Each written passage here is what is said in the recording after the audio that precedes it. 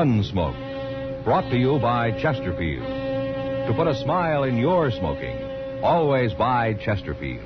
Made the modern way with Accuray. Around Dodge City and in the territory on West, there's just one way to handle the killers and the spoilers, and that's with a U.S. Marshal and the smell of Gunsmoke.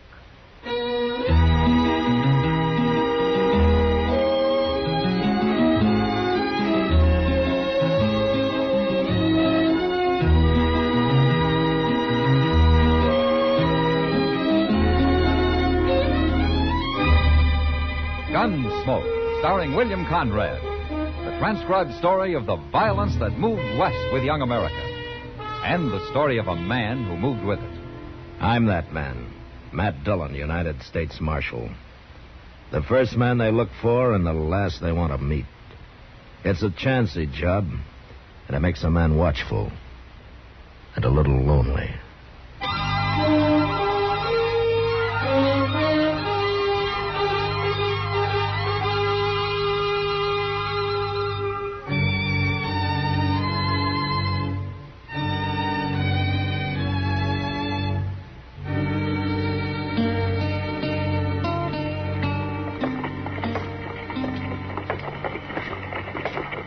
Hello, Kitty. Matt, you scared me. Oh, you were concentrating mighty hard on something in that window. Mr. Jonas has some new ladies' shoes on display. You see them? Oh, yeah. Those narrow, square-toed ones, Matt. Which pair do you like best, the lace or the button? Well, tell me. Well, I don't know, Kitty. They're both fine. Well, you got to decide one or the other. Oh, Matt. no, I don't have to decide either. I'm not in the market for ladies' shoes. Well, neither am I.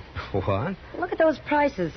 $2.65 for a pair of shoes. Did you ever hear such a thing? Kitty, I only stopped to say hello, not to argue about ladies' shoes. Well, I still think somebody ought to complain to Mr. Jonas. Well, it's not my job. I got enough trouble as it is.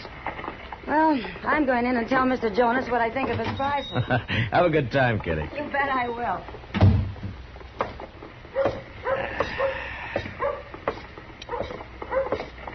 Mr. Dillon? Mr. Dillon? Ah, hello, Chester. Mr. Dillon, this here is Mr. Trumbull. Huh? He come over to the office looking for you. How do you do? Marshal Dillon. You're a stranger here, Mr. Trumbull? First time in Dodge, Marshal. First time. Oh, well, what do you want to see me about? I want a badge, Marshal. I want you to make me a deputy. A deputy? Now, you look here, Mr. Never mind, Chester. What do you want to be a deputy for, Mr. Trumbull? Well, I'm leading a party of immigrants up onto the South Fork of the Pawnee. Oh? I thought you were new to this part of the country. Well, I've got maps, Marshal. Good maps. Furnished me by the Santa Fe Railroad. You work for the railroad? No, sir. I work for these immigrants. It's like this, Marshal.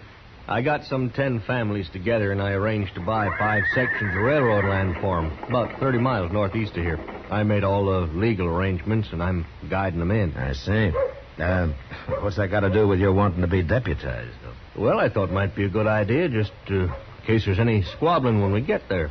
You know, over who gets which land, that sort of thing. Uh-huh. Most parties draw straws before they ever see the land, Mr. Trumbull. Haven't yours? Well, yes. Sure, of course. Well, then why should there be any trouble? Well, one of the men's having a little wife trouble, Marshal. You know how it is. Well, maybe I better ride out with you. No, that won't be necessary. Everything will probably work out fine. Yeah, sure. Where are these pilgrims of yours? Well, we're in camp down by the Arkansas. We're pulling out in the morning. Well, I thank you anyway, Marshal. Goodbye, Chester. Bye. Well, that man sure has got a lot of gall. Yeah, he's some confused, Chester. How do you mean? He can't seem to decide if there's going to be any trouble or not. Yeah, maybe we can find out for him. Come on.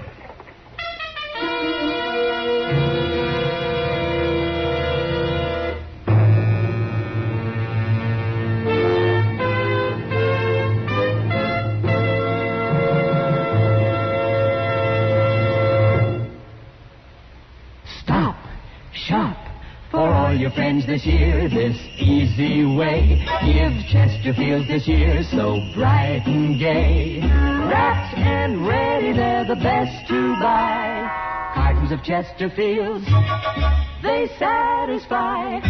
This Christmas, give everyone Chesterfields. Chesterfields are easy to give because they come ready to give in a bright red special holiday carton that's wrapped in its own colorful Christmas ribbon. Everyone enjoys Chesterfield's smoother, cooler smoking pleasure. So, to all your friends this year, say, Merry Christmas with cartons of Chesterfields. No wrapping, no tying. They're easy to give because they come ready to give. Chesterfields in the bright red special holiday carton. Wrapped and ready, they're the best to buy. Cartons of Chesterfields, they satisfy.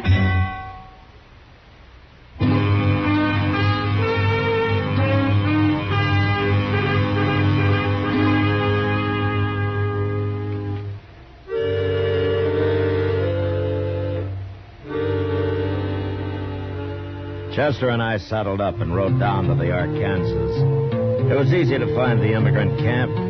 A dozen wagons were scattered through the cottonwoods, and there were campfires everywhere. But the people themselves were all gathered together in a big circle. We rode up to them, but nobody paid any attention to us. Then I saw why. In the middle of the circle stood two men and a woman. The men were bare to the waist, and each was pressing his left forearm against the other's, while the woman was binding their arms tightly together with a stout piece of cloth. In their right hands, the men held bowie knives. What in the world are they up to, Mr. Dillon? Now, that's a way of fighting, Chester. Tied together like that, one of them has to die, maybe both of them. Here, you stay here with the horses. All right, sir.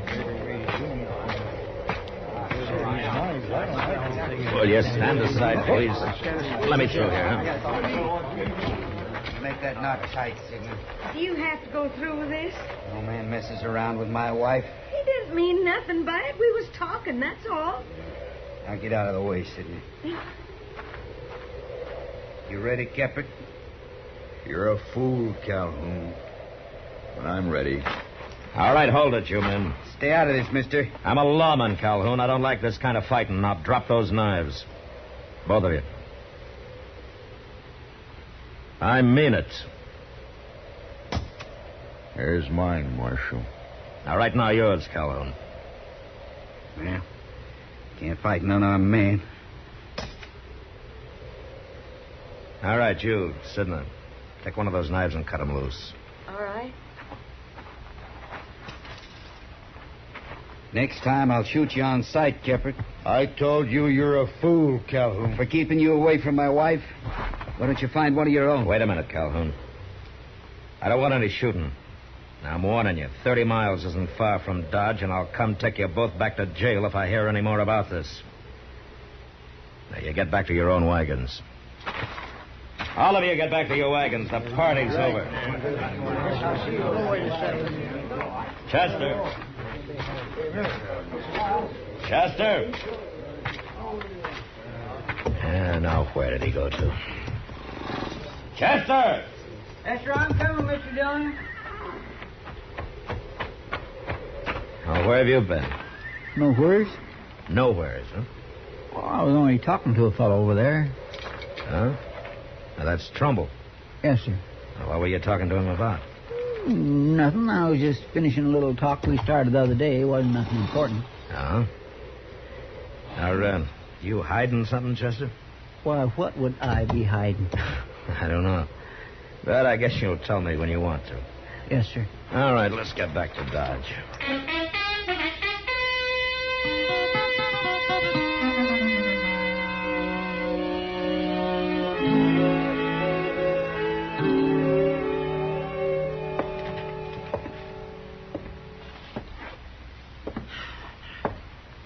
Chester. Yes, sir. If you have to pace the room like that, will you take your boots off? I'll sit down. 2 days of this is about all I can stand. Yes, sir. Oh, hello, Matt. Chester. Hello, Doc. Doc, I think I got a patient for you. Oh, well, now, you don't look sick to me. No, but I'm going to be if you don't find some way to calm Chester down. He hasn't been able to sit still for 2 days. Yes? Well, now, what's the trouble, Chester? Nothing, Doc. I feel fine. Well, then why can't you sit still? It's sick people who have to sit still, not well ones. Well, that depends on what you're sick with. I ain't sick with nothing, I tell you. You know, Doc, I think he's got a wormy brain. Oh, forevermore. All right. I'm trying to settle my mind up about something. Now, are you satisfied? Are you? No. I ain't got the money. And I don't know where to get it. Well, money for what? For to pay Trumbull with. Now, do you owe Trumbull money, Chester? No, sir. Not yet. Not yet. Oh, all right, I'll tell you. But you both got to promise not to tell nobody else about it. Trumbull says if anybody heard, I'd probably get beat out. But you'd get beat out of what, Chester? Land. Free If land. it's free, what do you need money for? For Trumbull, to fix it up for me. Look, if I give him $50 for his trouble, he's got a way to arrange for the railroad to give me a half section of land. He showed it to me on his map the other day. I showed what to you? Where my half section would be. Gracious. I'll show you the picture. Yeah, that's good. Now, the South Fork of the Pawnee runs like this on here. That's right, yes, it is. And these immigrants is about 5 sections laying right next to each other. Right about Wait here. a minute, Chester. Did you say right next to each other? Yes, sir, that's what Trumbull said. Now, my half section lays on the end here. Chester, come on. Come on. Ain't you interested in this? Yeah, interested enough to ride out there. And don't worry about your $50. You're not going to need it.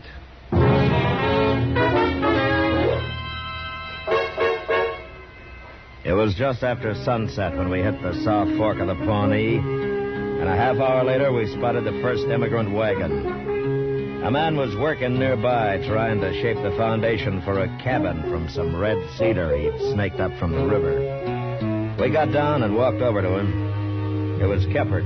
The man Calhoun was about to fight for chasing his wife. Hello, Marshal. Hello, Keppert. This is Chester Proudfoot. Glad to know you. Well, what are you doing out here, Marshal? There ain't been no trouble. Yeah, Keppert, I'm afraid there has been. What do you mean? Hey, look yonder. That fella coming sure is in a hurry, ain't he? It's Calhoun. He's got a rifle. I better get mine. No, you stand where you are, But Keppert. he might shoot me. You saw what he was like? You'll have to shoot me first. Keppert. Well, now what's the trouble, Calhoun? I'm looking for my wife, Sidney. If she was here, you'd see her, wouldn't you? Maybe she's down by the river. You can look there, too, if you want. What's the marshal doing here? He was about to tell me. And then he can tell me, too. I came here to tell all of you, but I want to ask you something first. What? Do any of you have bills of sale from the railroad for this land you're on? No. No, not yet, Marshal. Trumbull just gave us a receipt and said the railroad would send us a bill of sale. Uh-huh. But you've already paid.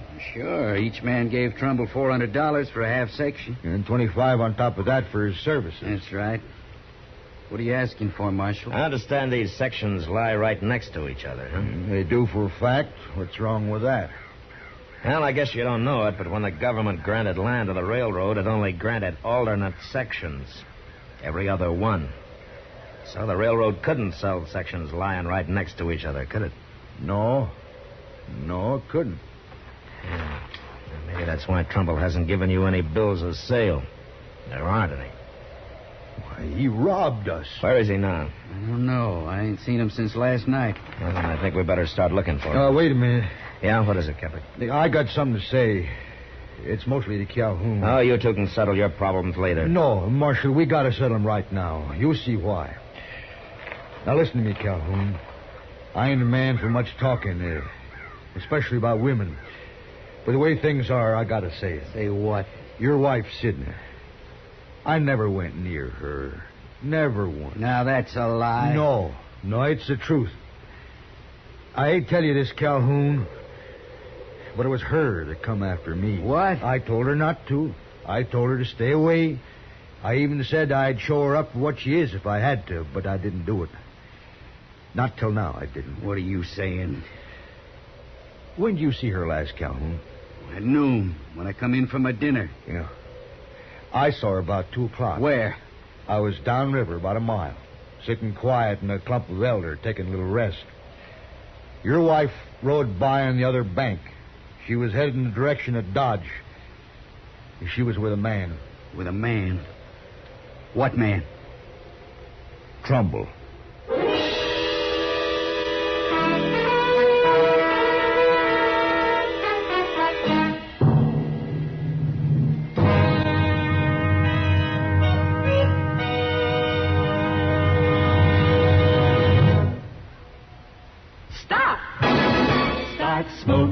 a smile with Chesterfield. Yes, put a smile in your smoking. It's as easy as ABC. Because Chesterfields made with Accuray are A, always milder. B, better tasting. C, cooler smoking.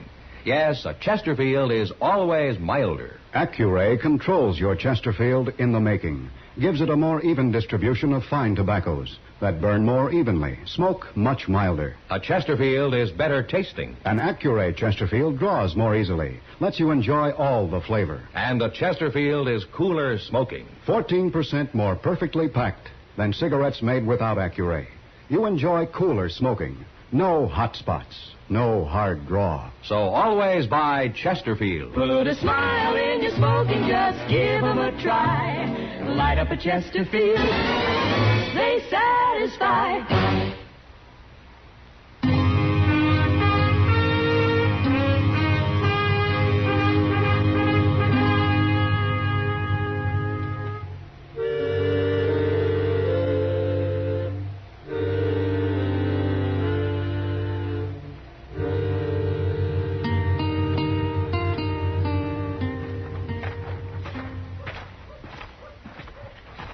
Train's still there, Mr. Dillon. Way past midnight. It ought to be leaving in a minute. Now run up and tell the engineer to hold it, will you, Chester? All right. Marshal. Yeah. Look, coming out of the depot. It's Trumbull and my wife. Yeah. They don't see us. They ain't even looking this way. You let me take him, Marshal. No. He's rightfully No, mine. Calhoun. You might get excited and shoot him before he draws. I'll handle this. Now, you two, stay back out of the light.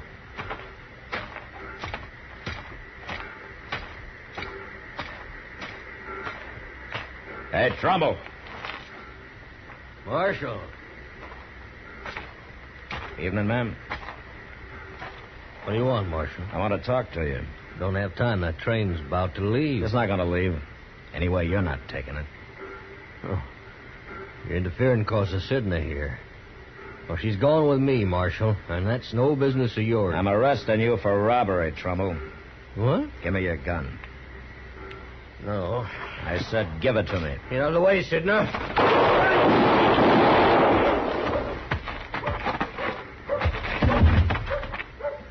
You killed him. You killed him. Jim! Is he dead, Marshal? Yeah. Kefford, see if he's got the money on him, huh? I sure will, Marshal. I didn't mean nothing, Jim. He made me go with him. It wasn't my fault. You believe me, don't you, Jim? I don't even want to talk to you. But it's true. I found it. Here it is, Marshal. Yeah. Should be over $4,000 there. Good. We'll count it later and give it back to everybody. Marshal, Yeah, what, Calvin? I'd like mine now. Yeah, all right.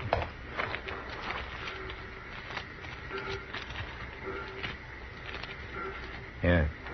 $425. Thanks.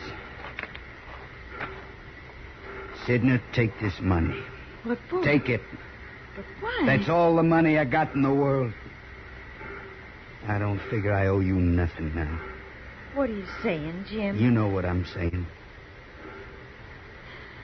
Yeah, sure. I know. So long, Jim. Goodbye. Calhoun, What, Kevin? I got some money coming back.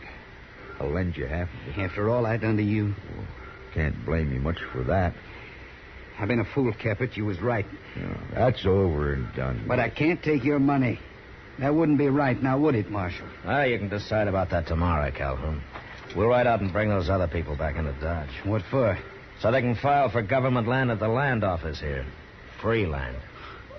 Should have done that in the first place. You know, I know of a fine section north of here that I'd kind of like to file on myself. Why don't you? Well, one man couldn't handle it. It'd take two men to prove it up, you know. Two good men. I might show it to you sometime if you're interested.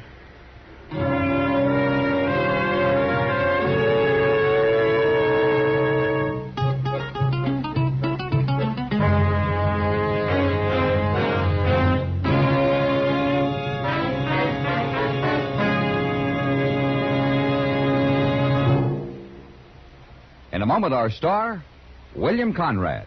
Remember, friends, this Christmas, give everyone Chesterfields. Chesterfields are easy to give because they come ready to give in a bright red special holiday carton that's wrapped in its own colorful Christmas ribbon. Everyone enjoys Chesterfield's smoother, cooler smoking pleasure. So, to all your friends, this year say Merry Christmas with cartons of Chesterfields. No wrapping, no tying. They're easy to give because they come ready to give. Chesterfields in the bright red special holiday carton. You know, there were a lot of ways for a man to die on the frontier. But on our next Gunsmoke, a man dies the worst way of all, needlessly. But that was the West.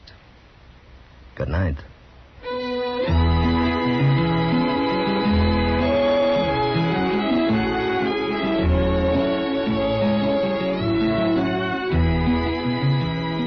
Gunsmoke, produced and directed by Norman Macdonnell, stars William Conrad as Matt Dillon, U.S. Marshal. Our story was specially written for Gunsmoke by John Meston, with music composed and conducted by Rex Corey.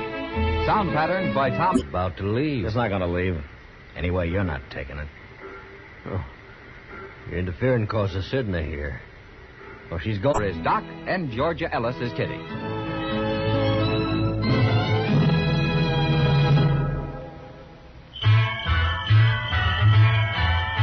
Make Christmas their red letter day, their L&M red letter day.